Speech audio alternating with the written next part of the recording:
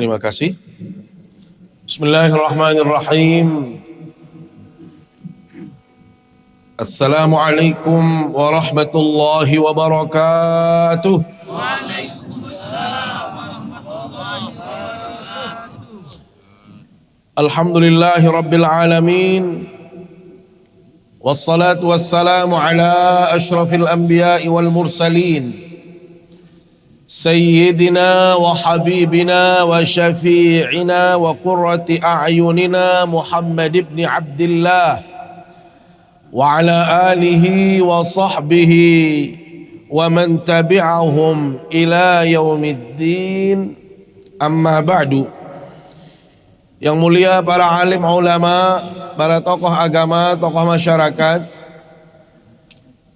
segenap jamaah Masjid Hubbul Watan Islamic Center Mataram yang dimuliakan Allah Subhanahu wa taala, para pendengar Pro 1 Radio Republik Indonesia yang mendengarkan kegiatan imtak ini atau kajian ini melalui masjid-masjid ataupun musalla-musalla, kami ucapkan terima kasih kepada saudara kami di RRI Mataram dan juga kepada para merbot, para takmir yang dengan sukarela menyiarkan kajian ini.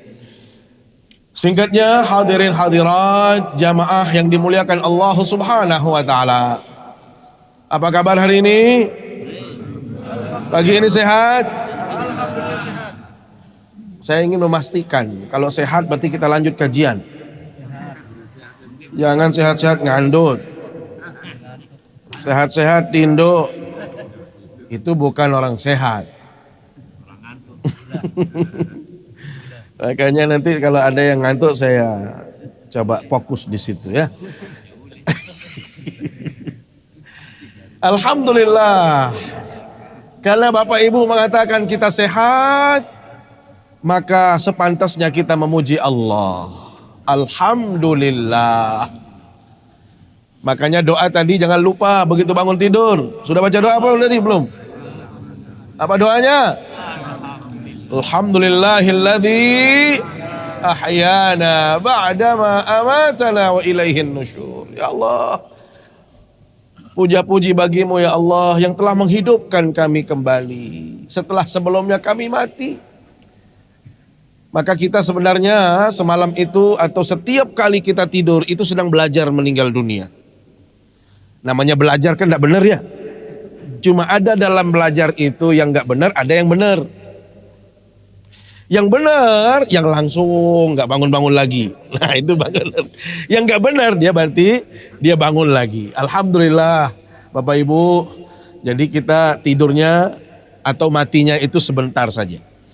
Jadi alhamdulillah kita bangkit kembali, kita bangun kembali, dan ini semua adalah karena karunia Allah Subhanahu wa taala. Maka mari kita pandai-pandai bersyukur. Jangan bosan untuk bersyukur kepada Allah, mengucapkan alhamdulillah, karena semua yang hadir di sini dipastikan bahwasanya kita mendapatkan curahan nikmat dan karunia yang sangat besar dari Allah Subhanahu wa taala. Termasuk kita bisa hadir di sini, semua itu karena nikmat Allah. Saya berharap mudah-mudahan semua yang sudah kita lakukan, termasuk apa yang kita lakukan saat ini, akan menjadi ibadah yang diterima di sisi Allah Subhanahu wa taala. Amin. Ya rabbal alamin. Salat serta salam selalu kita sampaikan ke hadapan baginda Rasulullah sallallahu alaihi wasallam. Secara terus menerus kita bersalawat mengucapkan Allahumma salli ala Muhammad wa ala ali Muhammad. Allahumma salli ala sayyidina Muhammad wa ala ali sayyidina Muhammad. Terus menghiasi bibir kita, lidah kita, bahkan menjadi wirid kita. Maka dengan begitu insya Allah segala hajat kita, termasuk kesalahan-kesalahan kita, semoga diampunkan oleh Allah Subhanahu wa taala berwasilah dengan salawat atas baginda Rasulullah sallallahu alaihi wasallam. Bapak Ibu jamaah yang dimuliakan Allah Subhanahu wa taala, kajian kita pada pagi hari ini melanjutkan kajian surat Al-Isra, tepatnya ayat yang ke-22 sampai dengan ayat yang ke-23. Sebagaimana biasa, yang akan membacakan terlebih dahulu sebelum kita lanjut ke kajian tafsirnya.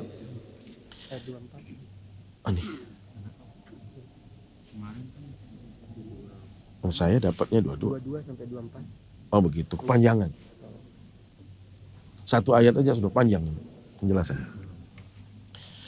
A'udzu billahi minasy syaithanir rajim. Bismillahirrahmanirrahim. لا تجعل مع الله إلها آخر فتقعد مذموما مخذولا وقضى ربك ألا تعبدوا إلا إياه وبالوالدين إحسانا إما يبلغن عندك الكبر أحدهما أو كلاهما فلا تقل لهما أف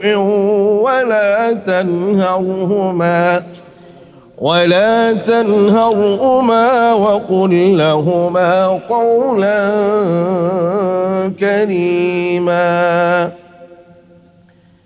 Hadirin yang dimuliakan Allah Subhanahu wa taala. Ayat ini masih erat kaitannya dengan ayat yang sebelumnya. Bapak Ibu, kalau kita berhenti di ayat yang kemarin, Allah Subhanahu wa taala menggambarkan kepada kita, memberikan keluasan kepada kita, siapa yang ingin dunia silahkan, yang mau akhirat silahkan. Ada caranya. Dunia ada caranya, akhirat ada caranya. Tapi yang paling utama dari semua itu adalah tauhid itu harus hadir. Akidah itu harus lurus. Akidah atau berbicara tentang Allah, tauhid atau usuluddin kita itu harus kuat terlebih dahulu. Jadi jangan nyerempet-nyerempet. Jangan akidah kita belum lurus, tauhid kita belum bagus. Maka yang terjadi kemudian adalah nanti ada hal-hal yang tidak baik terjadi pada diri kita. Inilah ayat yang saat ini menjadi pembahasan kita. Apa kata Allah? La taj'al ma'allahi ilahan akhar. Jangan engkau menjadikan ada Tuhan selain Allah, ya, yang menjadi Tuhan sebagai sekutu bagi Allah Subhanahu wa taala. Kenapa? Fataqauda itu kalau di dalam penjelasannya adalah tidak ada sama sekali kebaikan. Jadi kebaikan itu tidak ada kalau kita berbicara tentang apa? Selain Allah. Makanya dalam artinya itu fataqauda yaitu makna hal asli ay fata'jiz an tahsilil khairat. Anda tidak akan mampu mendapatkan kebaikan. Sehingga yang terjadi kemudian adalah apa? Disebutkan di dalam ayatnya mazmuman makhdhula, kita menjadi tercela dan kita terhina. Kata Allah, apa makna ayat ini? Ketahuilah tauhid itu menjadi syarat utama. Akidah itu menjadi barometer utama kemuliaan seseorang di sisi Allah SWT. Sehingga orang bisa menjadi hina, orang menjadi tidak baik kalau dia tidak memiliki akidah yang kuat, akidah yang baik. Tetapi sebaliknya, Allah, bila mana kita memiliki akidah yang lurus, akidah yang kuat, maka kita akan mulia di sisi Allah Subhanahu wa taala. Karena itu syarat untuk menjadi mulia di hadapan Allah itu syarat utamanya adalah akidah yang harus lurus. Pemahaman kepada tauhid ini harus benar. Jadi bukan hanya sekedar saya beriman kepada Allah cukup begitu, tidak. Tetapi iman itu harus melalui proses ujian-ujian yang berat. Makanya dalam surat Al-Ankabut Allah Subhanahu wa taala tegaskan, ahasiban nasu ayyutraku ayyaqulu amanna wa hum la yuftanun. Apakah manusia dibiarkan saja mengatakan saya sudah beriman, saya ini sudah bagus imannya kok, padahal dia belum pernah diuji oleh Allah Subhanahu wa taala. Ada orang mengatakan dirinya bagus imannya padahal nggak pernah diuji. Itu tidak mungkin. Kenapa? Karena itu adalah menjadi bagian dari cara Allah, Bapak Ibu. Allah ingin mengetahui kita beriman yang lurus atau tidak, maka wajib akan hadir ujian dalam kehidupan kita. Walaqad fatanna alladhina min qablihim fala ya'lamanna Allahu alladhina sadaqu wa la ya'lamanna al-kadhibin. Dan kami telah menguji umat-umat sebelum kamu, wahai Nabi Muhammad. Apa tujuannya? Supaya kami tahu mana hamba-hambaku yang benar-benar lurus, mana di antara mereka yang tulus, mana yang tahan uji, dan mana yang tidak tahan uji alias tidak lulus dalam hidup ini. Itu tujuan Allah. Makanya kalau kita tarik kajian ayat ini dengan konteks hijrahnya para sahabat Rasulullah bersama Rasulullah, mereka berhijrah itu tujuannya satu, bagaimana mempertahankan keimanan. Bapak Ibu, mereka itu rela meninggalkan segala yang mereka miliki, posisi, harta benda, keluarga pun mereka tinggalkan. Tujuannya apa? Untuk menjaga iman. Hanya ingin imannya ini lurus. Nah, kita ini kan belum pernah diuji ini. Coba siapa yang paling berat ujian imannya di sini? Ada yang sampai dijemur? Di jalan raya situ dijemur terus setiap hari, ada. Gara-gara dia beriman, gara-gara dia masuk Islam. Ammar ibn Yasir, hamdallah. Ammar ibn Yasir itu sahabat Nabi Sallallahu Alaihi Wasallam yang setiap hari itu dibawa ke tengah padang pasir. Karena beliau mengatakan saya beriman kepada Allah, maka dia disiksa oleh majikannya. Dia setiap hari digeret ke padang pasir, di tengah padang pasir yang terik. Bayangkan wajah Allah. Di India itu 45 saja hampir ratusan meninggal dunia. Di Eropa itu 50 derajat, itu hampir setiap hari ada yang meninggal dunia. Saking panasnya. Bagaimana di tengah padang pasir mereka dihina, mereka disiksa, dijemur. Tujuannya apa? Supaya mereka menjadikan selain Allah itu ada Tuhan yang dia yakini. Tidak cukup sampai di situ Bapak Ibu. Dibakar Ammar ibn Yasir. Ada di antara kita yang dibakar gara-gara beriman? Kayaknya kita belum ada ujiannya iman kita ini. Kita ini mulus-mulus saja ini, aman-aman saja. Ammar ibn Yasir dan keluarganya Allah sampai dibakar. Begitu dibakar, datang baginda Nabi SAW mengusap kepalanya. Apa kata beliau? Ya nar kuni bardan wa salaman. Hei api, tolong engkau jadi dingin.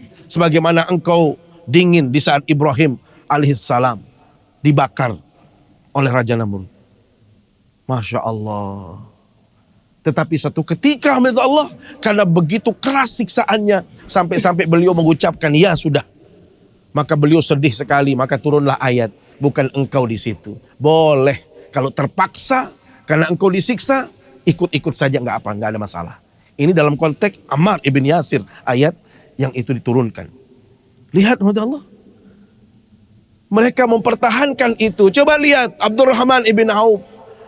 Lihat Abu Suhaib Ar-Rumi. Mereka meninggalkan harta. Kayanya di Mekah itu dia kaya karena pengusaha.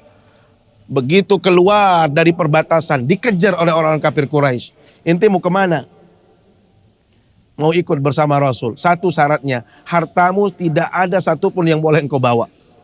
Kalau itu menjadi syaratnya, ambil semua harta saya.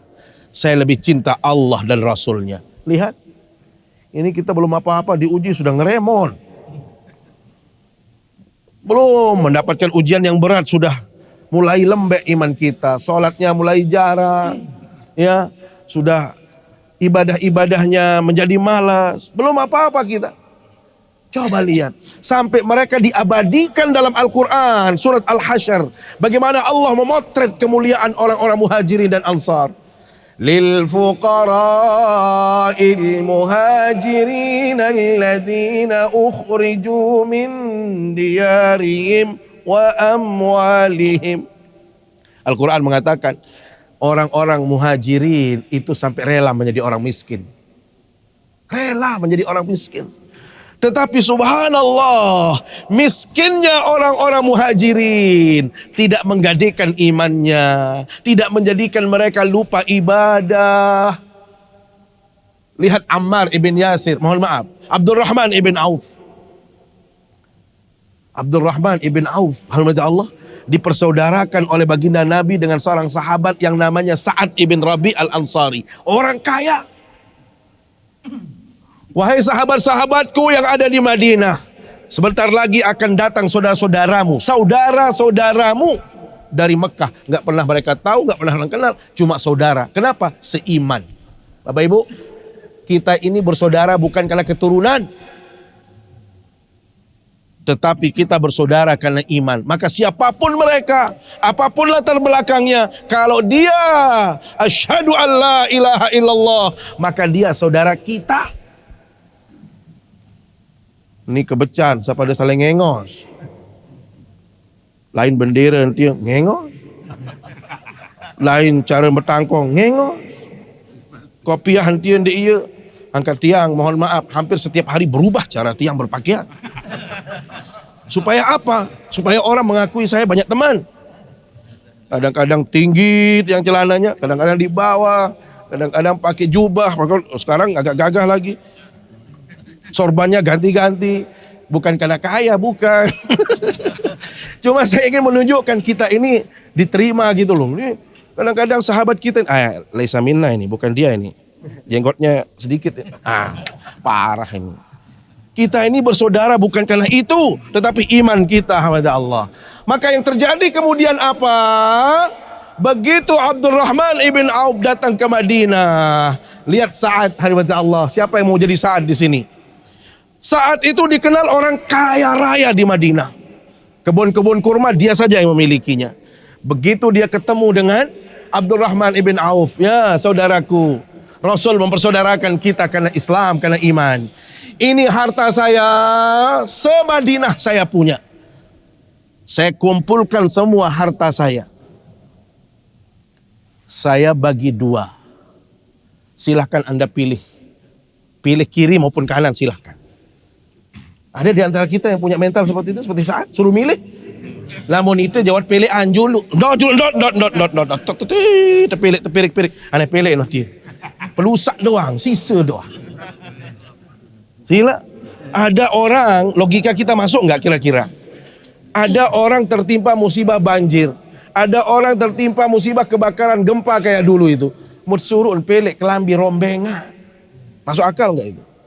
Sudah sedih, sakit, hilang harta benda, bengen kelambi pelusak. Pamer pelusak. Sak mula dengan bilian sama si merek, ambil apa? Ane pelek masih dembem hang kangot. Kan begitu? Kali ini jadi Saat, angka iman itu ndek man sebenarnya kita. Iman itu masih milu-miluan. Iya bahasa nenek niki bukan dia. Makanya di saat orang Arab mengatakan qalatil a'rabu amanna. Orang Arab mengatakan saya sudah beriman. Bet. Nih. Tahu mana nih? Ndek kenal. Ini tahu bahasa India.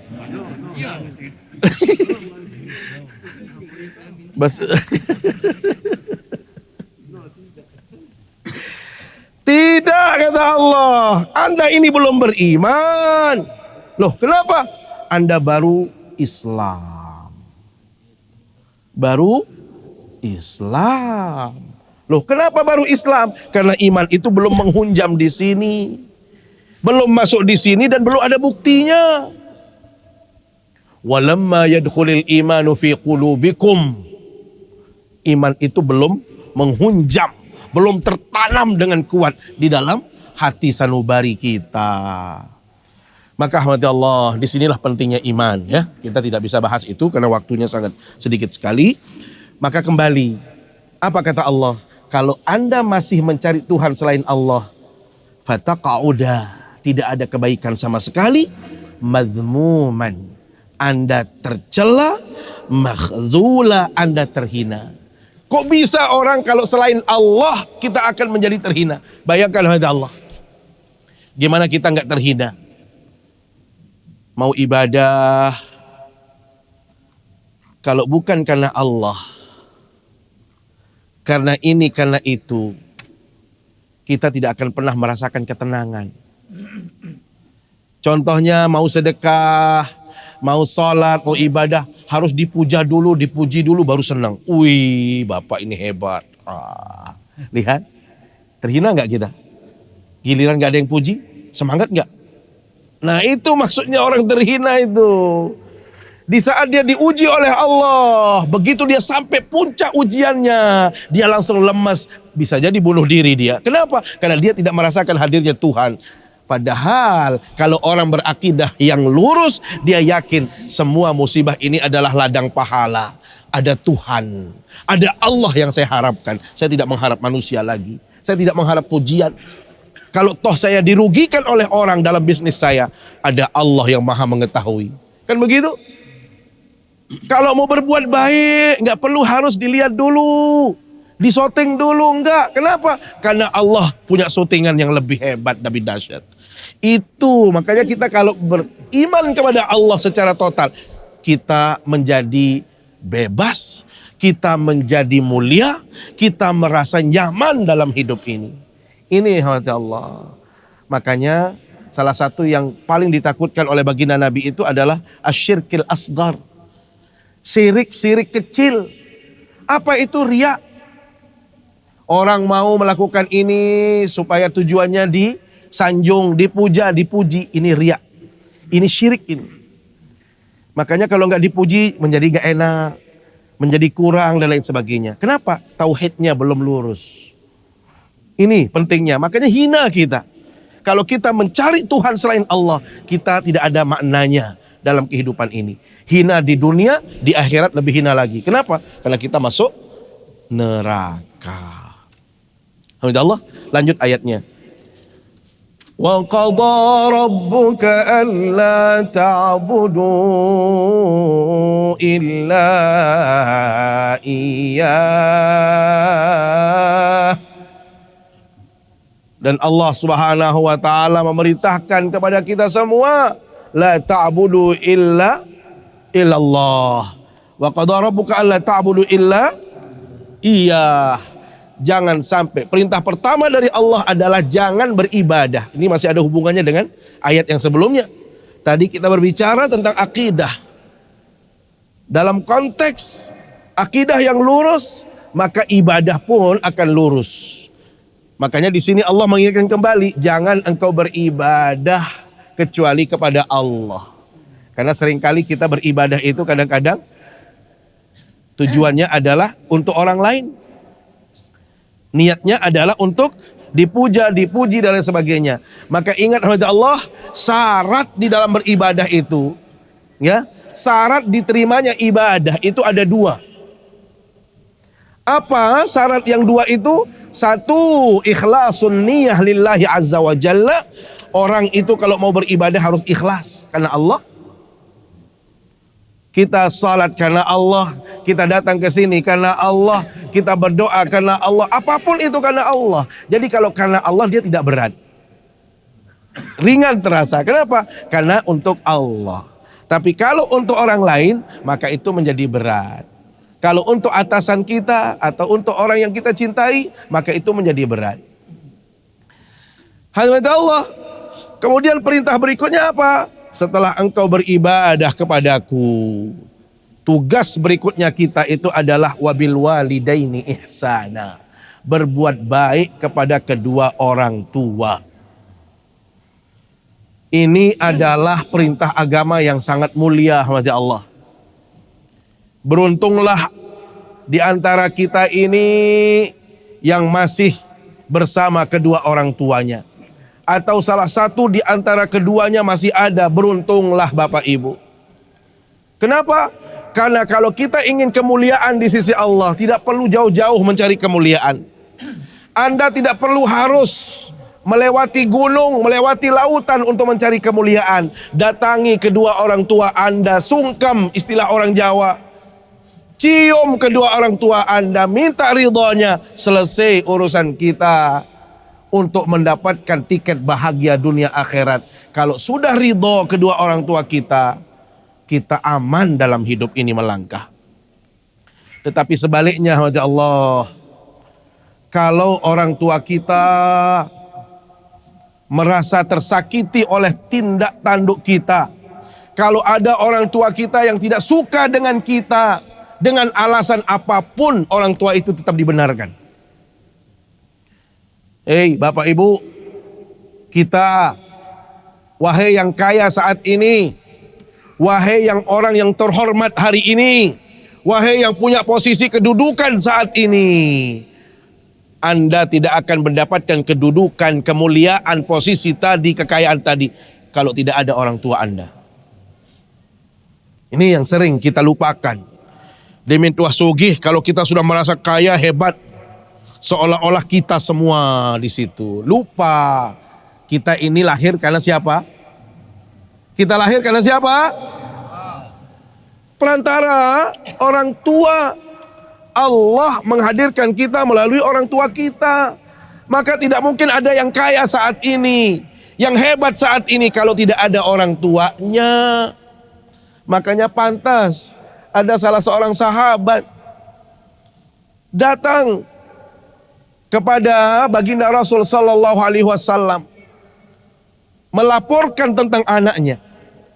Ya Rasul, bapaknya datang sama dia anaknya. Ini anak saya kayanya luar biasa, tapi dia untuk saya pun perhitungan ya Rasul. Dia tidak mau memberikan kebutuhan saya, tidak mencukupkan kebutuhan saya. Apa kata Rasul? Anta wa maluka li abika. Kamu yang kaya ini sama semua hartamu itu milik bapakmu. Kenapa dikatakan milik bapak? Karena kita lahir melalui perantara bapak. Tidak ada yang kaya saat ini kalau nggak ada bapak. Maka alhamdulillah Allah, jangan merasa kita paling hebat, lantas kita menyia-nyiakan orang tua kita, bapak kita, apalagi ibu kita. Ya ibu, apalagi seorang ibu, alhamdulillah Allah, itu adalah kemuliaan ada di orang tua kita semua. Bapak mulia, ibu juga mulia. Walaupun secara khusus ibu itu lebih ditekankan karena memang ada sisi-sisi yang membedakan antara laki. Bagaimana penderitaan seorang ibu di saat dia hamil, bagaimana di saat dia sakit, bagaimana saat menyusui, bagaimana saat menggendong dan lain sebagainya. Sehingga ada penekanan khusus kepada para ibu. Makanya jangan sampai menyakiti hati seorang ibu.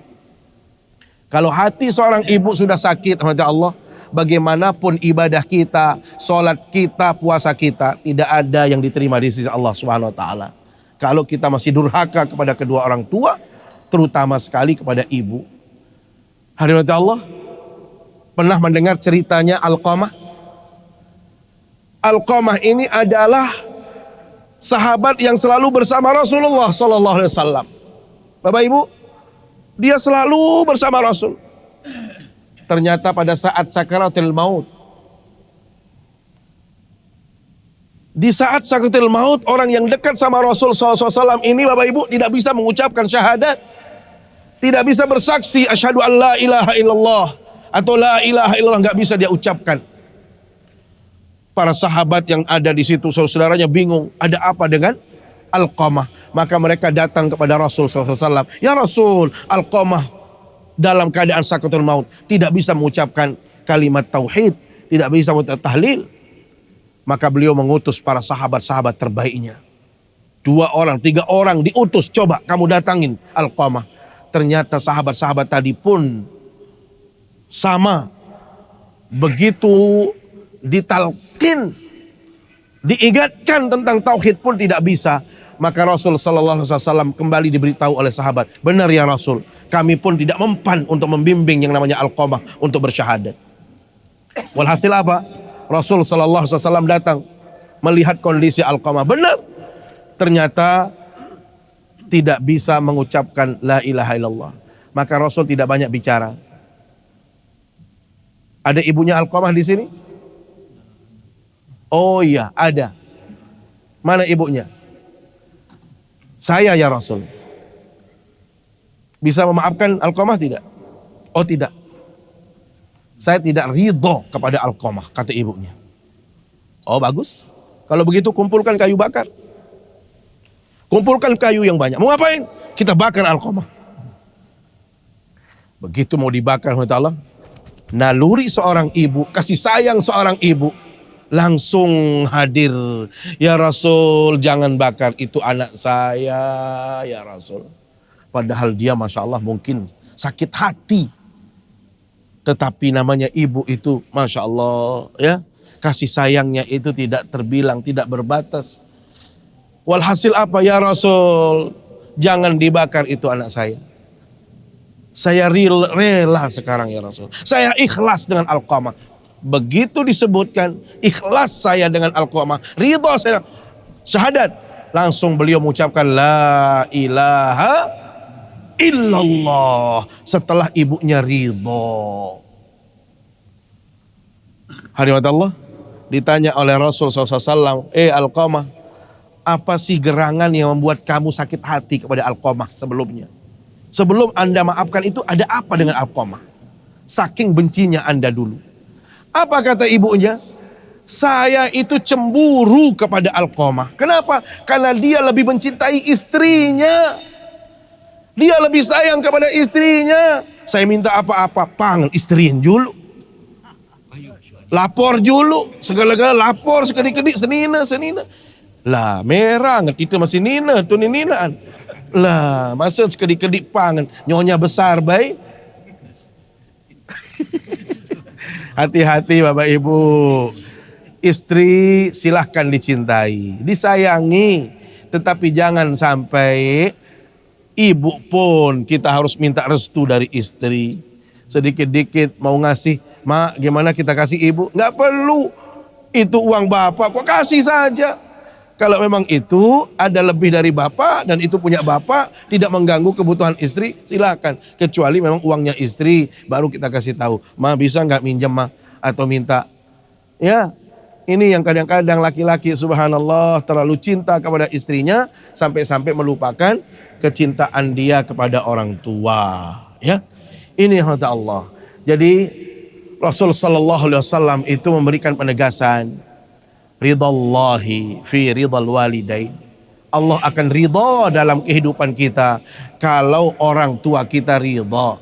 Makanya Bapak Ibu yang saat ini mau berbisnis, yang saat ini mau berusaha, yang saat ini mau ada rencana-rencana, tolong jangan kesana kemari dulu. Kemana? Datangi ibu dulu. Datangi bapak, minta restu kepada keduanya. Kalau beliau sudah bilang, nak saya restuin nak, selesai sudah. Itu sudah modal bapak untuk bisa dimudahkan oleh Allah urusan-urusan kita. Tetapi kalau ibu bilang jangan, ini terakhir nih, ya, saya seringkali menceritakan karena ini kasus yang saya alami, ya, Bapak Ibu. Jadi ada di tempat kami dulu, ini mudah-mudahan jadi pelajaran. Ini dalam urusan sepele loh, urusan kecil. Ada seorang, ada saudara, ya, itu ada orang punya saudara 4. Nah, satu di Mataram, kemudian 1 perempuan, 2 ini laki. Itu sudah pada waktu itu sudah SMA itu sudah tinggi. Orang kalau cari kerjaan dengan ijazah SMA saja sudah dimudahkan. Ternyata ini bapak kakak adik ini cinta kepada seseorang perempuan. Ya sama perempuan yang kakaknya juga punya pacar, yang adiknya punya pacar. Cuma ibunya bilang sama bapaknya, nak jangan sama dia nak. Hanya ini contoh nih. Nak jangan sama dia nak. Ternyata dia keras hati. Dia bersikukuh, tidak mau mendengar. apa yang diminta oleh ibunya. Walhasil yang kakaknya menikah dengan kemauan dia, ibunya adiknya juga menikah. Hanya satu terlontar kata-kata dari bapak dan ibunya waktu itu. Mungkin ibunya yang lebih banyak dominan.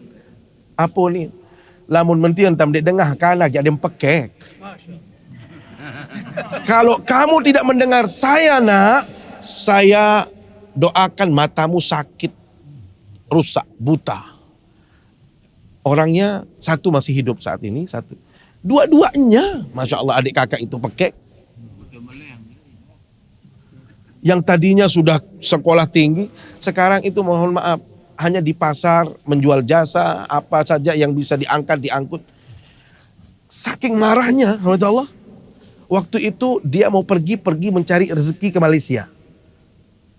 Saya nggak tahu apa penyebabnya orang tuanya Allah yarham. Saya diminta temani saya ke bapaknya. Masya Allah Bapak Ibu, Assalamualaikum saja itu sudah langsung keluar kelewang. Assalamualaikum itu sudah tahu suaranya, itu langsung keluar. Saya, kalau begitu kan saya harus sambil langkah 1000.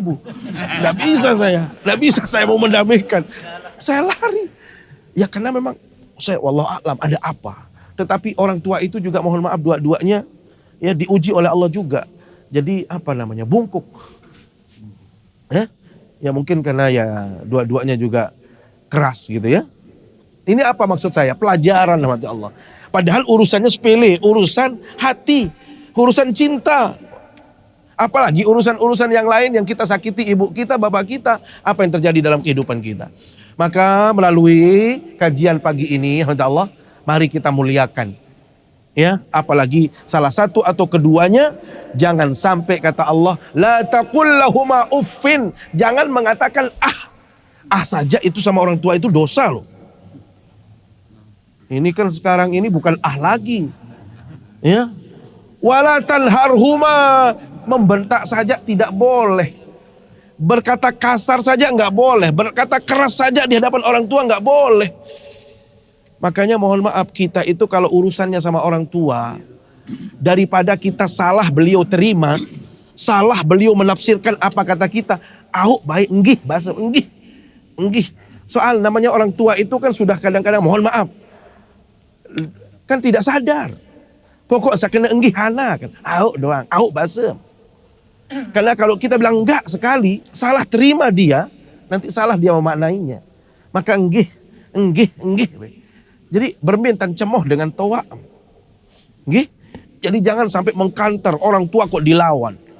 Orang tua itu sudah beda kembali. Makanya di dalam Al-Quran disebutkan apa? Wa man nu'ammirhu nunakkisu fil khalqi. Barang siapa yang saya kasih umur yang panjang, maka dia akan dikurangi nikmat yang lain. Maka orang tua itu kembali seperti anak kecil lagi. Dia ingin dipuja, dipuji, disayangi, dimuliakan.